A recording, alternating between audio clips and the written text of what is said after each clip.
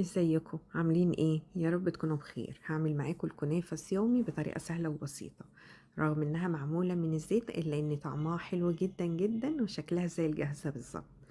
فيلا بينا نبدأ. اول حاجة بالسيرب، انا محتاجة سيرب يكون تقيل، فهحط كوبايتين من السكر على كوباية من المية، هقلبهم مع بعض كويس. بعد كده هنبتدي نضيف عصير نص ليمونة ومعلقة صغيرة من الفانيليا ومعلقة كبيرة من عسل الجلوكوز أو عسل النحل. ولو مش متاح عندك ده أو ده مفيش أي مشكلة خالص، اعملي السيرب بكوبايتين السكر وكوباية المية وعصير نص ليمونة وكمان الفانيليا. كده تمام. انا حطيت كل المكونات، هقلبها وهرفع السيرب على النار. لما يغلي هسيبه يغلي 10 دقايق وبعد كده ابتدي اشيله من على النار. لما نيجي نستخدمه عايزاه يكون بدرجة حرارة المطبخ، هيتقل معانا ويبقى القوام بتاعه تقيل. فانا هشيله واسيبه يبرد. وكده السيرب بعد ما برد بصوا القوام معايا عامل ازاي. ده مادة الربط في الكنافة، فضروري يكون القوام بتاعنا تقيل بالشكل ده. هنجيب المكسرات اللي احنا نستخدمها. انا هنا جبت كوباية من السوداني وفرماه فرم خشن بالشكل ده. هحط معلقتين كبار من السيرب او 3 معالق لحد لما احس انه المكسرات بتلزق كلها في بعضها كده وفي تماسك ما بينها. ممكن تحتاجي معلقة اكتر، معلقة اكتر او اقل.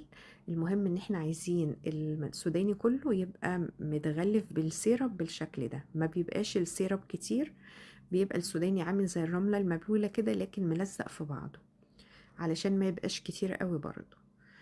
هنا جبت ربع كيلو من الكنافة، حطيت عليه نص كوباية من الزيت ورفعت الكنافة على النار وفضلت اقلب فيها لحد لما اخدت اللون الذهبي. طول ما هي على النار احنا بنقلب فيها، مش بنسيبها ابدا. تاخد اللون الذهبي اللي احنا شايفينه ده.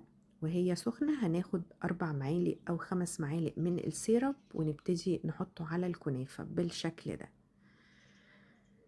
لحد لما احس انه هي اخدت سيرب كلها.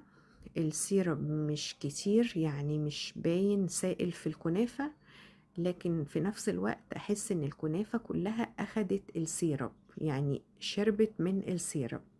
زي ما قلت لكم السيرب ده مادة الربط في الكنافة دي هي والمكسرات.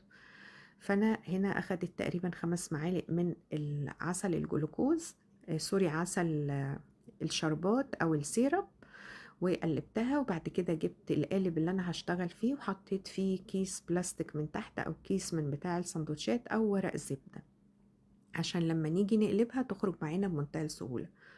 وحطيت كمية من الكنافة وضغطت عليها كويس جدا جدا. وبعد كده هبتدي افرد المكسرات بتاعتي بالشكل ده. تقدري تحطي اي نوع مكسرات، تقدري تحطيها صحيحة او مجروشة زي ما قلت لكم. بعد ما فردت المكسرات وضغطت عليها هبتدي اجيب طبقة تانية من الكنافة واحطها على الوش بالشكل ده. تقدري تعملي اي شكل انت عايزاه واي قالب انت عايزاه.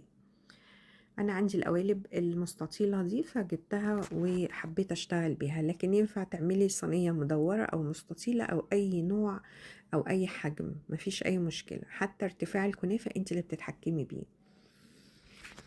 بصوا انا عملت طبقة من الكنافة من تحت والسوداني في النص والطبقة التانية من فوق. بس ضروري ضروري واحنا بنشتغل في الكنافة دي نضغط كويس جدا جدا، يا اما بظهر معلقة يا اما نحط كيس تاني على الوش ونضغط بظهر كوباية او بالهراسة.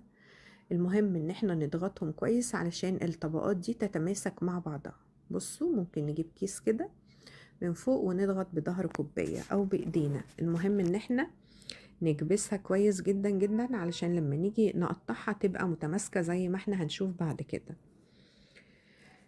تقدري تعملي اي قالب انت عايزاه، ممكن صينية مدورة بس ضروري نفرش تحت ورق زبدة او كيس علشان لما نيجي نخرجها تخرج معانا بمنتهى السهولة.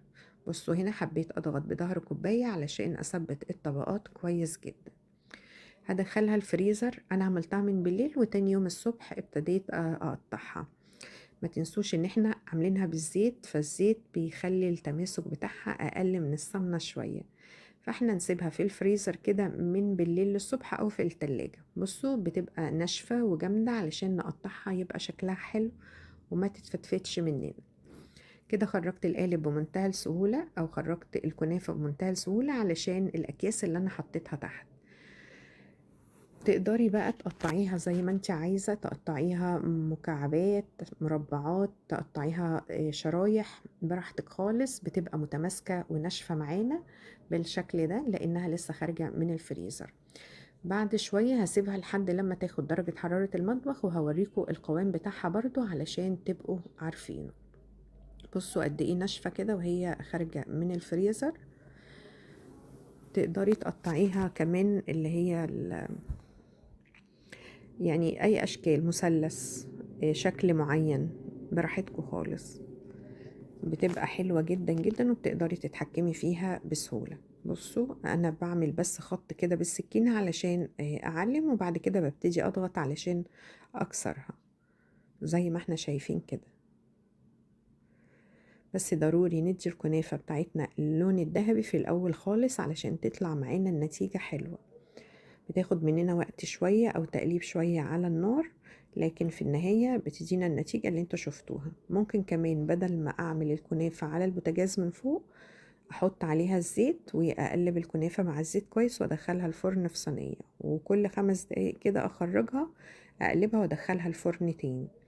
ممكن اعمل نفس الموضوع في الميكروويف، احط الزيت على الكنافة وادخلها الميكروويف وكل دقيقتين اخرجها واقلبها.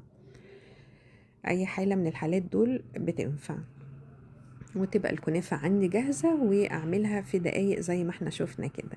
بصوا شكلها حلو جدا جدا وطعمها كمان حلو جدا وخطير.